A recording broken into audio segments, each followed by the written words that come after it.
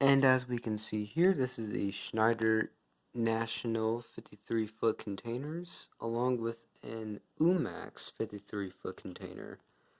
So I'm glad I got some more containers because I've had my 4JB Hunt ones and my CSX one along with my 4 20-foot CSX containers for a while.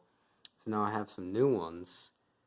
And so I'll just do a quick review on these. So this is the Schneider National 53-foot container, and look on the ends, there's the handles to open a container.